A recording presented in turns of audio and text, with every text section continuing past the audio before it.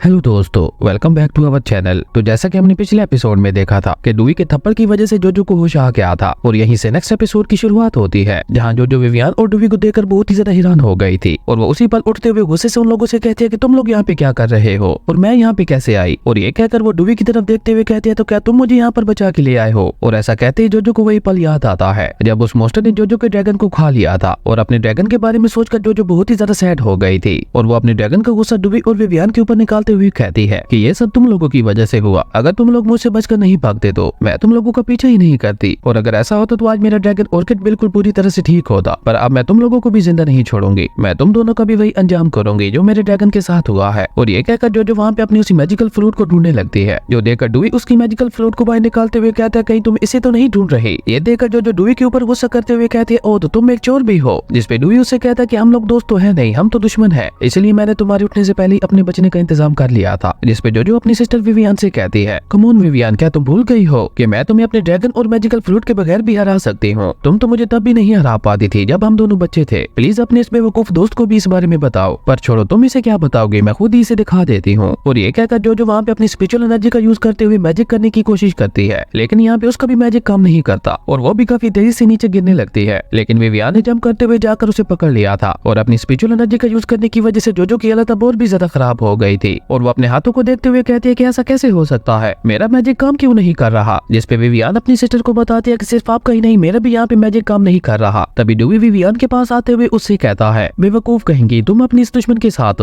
इतनी अच्छी तरह से बिहेव क्यों कर रही हो। और मुझे लगता है कि तुम लोगों का मैजिक यूज ना कर पाने के पीछे तुम लोगों का कोई कसूर नहीं है। मुझे तो लगता है कि ये जगह ही ऐसी है जहाँ पे हम लोग मैजिक नहीं कर सकते। यहाँ इस आइलैंड के ऊपर चारों तरफ कोई अजीब सी पावर मौजूद है जो यहाँ पे मौजूद सारी मैजिकल पावर्स को सप्रेस कर रही है। और ये कहते हुए डूई उस आइलैंड के ऊपर छाई हुई उसी फोक को देखने लगा था और उसके बाद डूई जोजो के पास जाकर उससे कहता है, मिस मैजिशियन, अब आप क्या करेंगी। आप यहाँ पे अपनी मैजिक पावर्स को तो यूज कर नहीं सकती, अब आप मुझे कैसे मारेंगी और अब तुम अपनी आइस पावर का यूज करते हुए मुझे बर्फ में कैसे जमाओगे। और ये कहते हुए डूई जोजो के काफी क्लोज आ गया था, जो देखकर तो बेचारी विवियन ने शर्म से अपनी आंखें ही बंद कर ली थी। वहीं डूई जोजो के और करीब जा पाता उससे पहले ही जोजो ने डूई को पीछे की तरफ पुश करते हुए उसे एक किक मार दी थी, जिसके इम्पैक्ट की वजह से डूई उड़ता हुआ पीछे जा गिरा था। और डूई को इस तरह से गिरते हुए देखकर जोजो उससे कहती है, तुम्हें क्या लगा था कि तुम मेरे पास मैजिक पावर्स का ना होने का फायदा उठा पाओगे। मेरी ये किक तुम्हें हमेशा याद दिलाती रहेगी कि भले मेरे पास मैजिक पावर्स हो या ना हो, तुम्हारे जैसे एक नोबल मैन को मैं बहुत ही आसानी से हरा सकती हूँ। और मुझे लगता है अभी तक मेरी ये सिस्टर ने तुम्हें मेरी दूसरी आइडेंटिटी के बारे में नहीं बताया। मैं एक मैजिशियन होने के साथ साथ एक 6 लेवल की स्वॉर्ड मैन भी हूँ और मैं अपनी इस बेवकूफ बहन की तरह कमजोर नहीं हूँ जिसका तुम फायदा उठा पाओ। और ये कहकर जो दोबारा डूई को मारने के लिए आगे बढ़ती उससे पहले ही विवियन उसे रोकती हुई कहती है, नहीं नहीं सिस्टर, प्लीज रुक जाइए, आप इसे हर्ट नहीं कर सकती। जिसपे जो अपनी बहन से कहती है कि तुम जिस तरह से इसे प्रोटेक्ट कर रही हो, अब तो मुझे पक्का यकीन हो गया है कि ये नोबल मैन तुम्हारा लवर है। जिसपे विवियन बहुत ही क्यूट वे में ना में अपना सर हिलाते हुए कहती है, नहीं नहीं ऐसी कोई बात नहीं है, मैं तो ऐसा इसलिए कह रही थी कि इसने अभी अभी आपकी जान बचाई थी, इसलिए आपको इसे हर्ट नहीं करना चाहिए। अपनी बहन की ये बात सुनकर जो डूई के पास जाकर उसे कहती है कि तुमने मेरी जान बचाकर मुझ पे एक एहसान किया था और अब मैं तुम्हारी जान बख्शकर तुम पे एक एहसान कर रही हूँ, इसलिए अब हम दोनों का हिसाब बराबर हो गया है। इसलिए अब तुम्हारे लिए बेहतर यही होगा कि मुझसे दूर ही रहना, क्योंकि अगर मुझे दोबारा गुस्सा आ गया तो मैं फिर तुम्हें जिंदा नहीं छोड़ूंगी। जिसपे डूई खड़ा होते हुए कहता है कि मैंने आज तक अपनी लाइफ में बहुत सारी बेवकूफ औरतें देखी हैं, लेकिन तुम पहली ऐसी हो जो बेवकूफ होने के साथ साथ प्यारी भी हो। ऐसा अजीब कॉम्बिनेशन मैंने आज तक कभी नहीं देखा। और ये कहकर डूई भी उस आग के पास जाते हुए उससे कहता है कि तुम बिल्कुल ठीक कर रही हो और होना भी ऐसा ही चाहिए, क्योंकि अभी तुम मुझसे ज्यादा पावरफुल हो, इसलिए मुझे बुली करने का तुम्हारा पूरा हक है, क्योंकि इस वर्ल्ड में हमेशा से पावरफुल लोग कमजोर लोगों को बुली ही करते हैं, इसलिए मैं भी तुमसे बुली होना डिजर्व करता हूँ। जिसपे जो उससे कहती है कि तुम्हारी ये स्पीच वाकई बहुत ज्यादा अमेजिंग है, लेकिन मुझ पे तुम्हारी स्पीच का कोई भी असर नहीं होने वाला। और अभी जो ये सब कह ही रही थी कि तभी उसके पेट से भी भूख की वजह से आवाजें आने लगी थी। और ये आवाज सुनकर डूई दोबारा जो के मजे लेते हुए उससे कहता है, मुझे तो लगा था कि ये किसी मोस्टर के रोर करने की आवाज है। ये सुनकर जो को एक बार फिर से डूई के ऊपर बहुत ही ज्यादा गुस्सा आता है, पर वो उसे कुछ कह पाते उससे पहले ही विवियन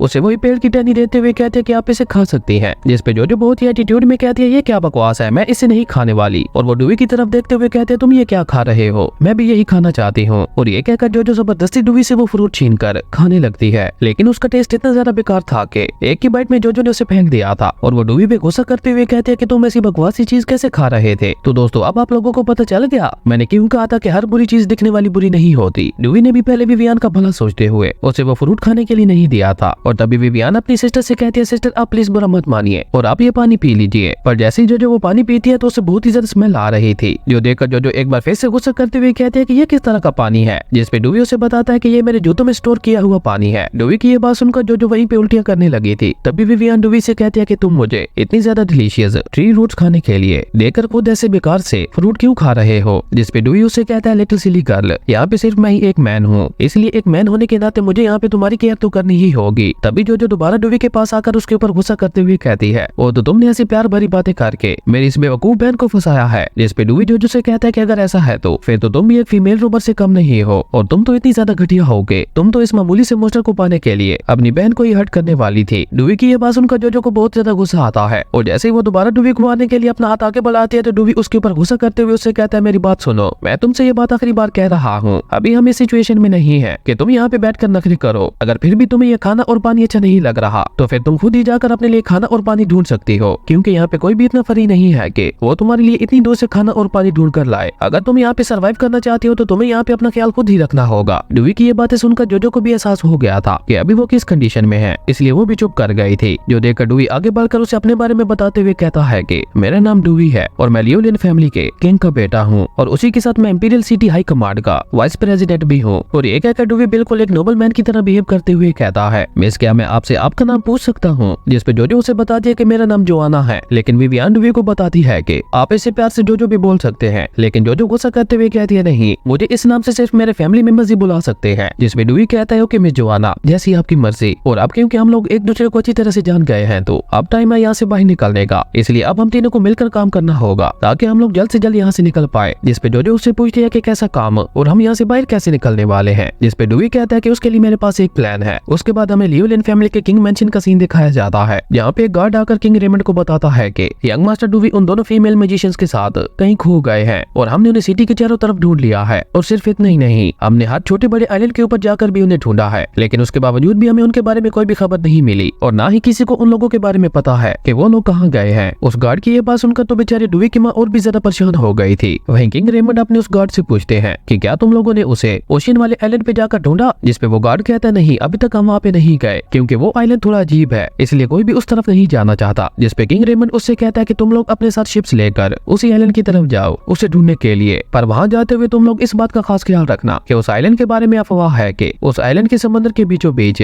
वहाँ पे खुद डेविल रहता है। अब ये सुनकर डुवी की माँ बेचारी गोडी से प्रे करते हुए कहती है कि प्लीज मेरे बेटे को सही सलामत वापस भेज दे। उसके बाद हमें अगले दिन का सीन दिखाया जाता है, जहाँ पे डुवी, विवियन और जोजो ने मिलकर एक छोटी सी नाव तैयार की थी और वो तीनों उसी की मदद से उस आइलैंड से बाहर निकल रहे थे। लेकिन इस सब में उन लोगों को विवियन का वो फ्लेम ड्रैगन उसी आइलैंड के ऊपर ही छोड़ना पड़ा था, जिसकी वजह से विवियन अभी भी रोते हुए अपने उसी ड्रैगन को याद कर रही थी और वो रोते हुए उन लोगों से कह रही थी नहीं नहीं, मैं अपने फ्लेम ड्रैगन को छोड़ के नहीं जाऊंगी, प्लीज रुक जाओ। जो देखकर डुवी विवियन से कुछ कह पाता उससे पहले जो उससे कहती है कि तुम इसकी फिक्र मत करो, ये कुछ टाइम बाद खुद ही ठीक हो जाएगी। और ये कहकर जो खुद विवियन को तसल्ली देते हुए कहती है कि तुम इस तरह से रो मत, मैंने भी तुम्हारी तरह अपने स्पिरिट ड्रैगन को खोया है, इसलिए मैं तुम्हारे दर्द को महसूस कर सकती हूँ। जिसपे डुवी कहता है कि आइलैंड का फॉरबिडन एरिया इतना ज्यादा बड़ा नहीं है, इसलिए हम लोग जल्दी इस आइलैंड से दूर निकल जाएंगे और जैसे ही हम यहाँ से बाहर निकलेंगे तो तुम दोनों की मैजिक पावर्स भी वापस से काम करने लगेंगी और उसके बाद हम लोग आसानी से यहाँ से निकल जाएंगे। और उसके बाद इसी तरह से आगे बढ़ते बढ़ते उन्हें वहाँ पे काफी ज्यादा देर हो गई थी, लेकिन तभी उस पानी को काफी गौर से देखने लगता है क्योंकि डुवी को अब उस पानी में कुछ गड़बड़ लगने लगी थी। और अभी डुवी ये सब सोच ही रहा था कि तभी देखते ही देखते समंदर के बीचों बीच बवंडर बनने लगा था। जो देखकर डुवी उन दोनों बहनों को सावधान रहने के लिए कहता है, लेकिन तब तक बहुत ज्यादा देर हो चुकी थी। वो तीनों अपनी नाव समेत